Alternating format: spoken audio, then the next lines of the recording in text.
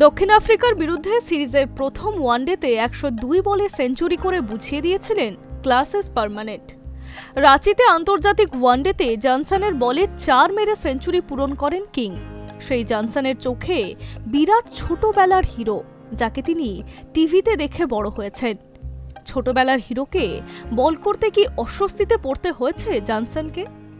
ম্যাচের পর সাংবাদিক সম্মেলনে প্রোটিয়া অলরাউন্ডার বলেন, ওকে খেলতে দেখাটা সৌভাগ্যের।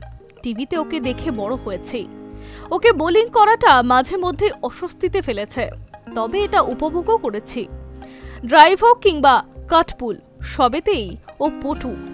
ওয়ানডেতে ৫২তম সেঞ্চুরির পর চীনা ভঙ্গিতে সেলিব্রেশনে মেতে ওঠেন বিরাট।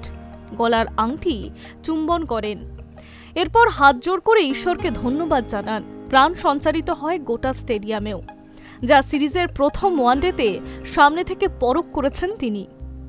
২০১৭-১৮ সালে ১৭ বছর বয়সে কোহলিকে নেট বোলার হিসেবে বল করেছেন জনসন।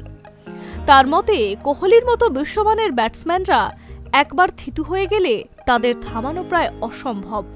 তার কথায়, যখন আপনি বিশ্বমানের ক্রিকেটারদের বল করেন, তখন ওদের আউট করা বেশ কঠিন। আমি সবসময় প্রথমে ১০ থেকে ১৫ বলের মধ্যেই কোনো ব্যাটারকে আউট করার চেষ্টা করি, কিন্তু একবার থিতু হয়ে গেলে তাদের থামানো কঠিন। তখন আপনাকে প্ল্যান বি কিংবা সি ব্যবহার করতে হয়। উল্লেখ্য, টেস্ট সিরিজের থেকে দুরন্ত ফর্মে রয়েছেন জনসন। আর রাঁচিতে ২টি উইকেট সহ ৩৯ বলে ৭০ রানের এক অসাধারণ ইনিংসও খেলেছেন, যদিও শেষ পর্যন্ত দলকে জেতাতে পারেননি তিনি।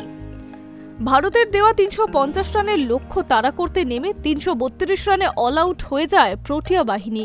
১৩ ডিসেম্বর রায়পুরে দুই দলের ফের মুখোমুখি হবে। এখন দেখার কে জিতবে।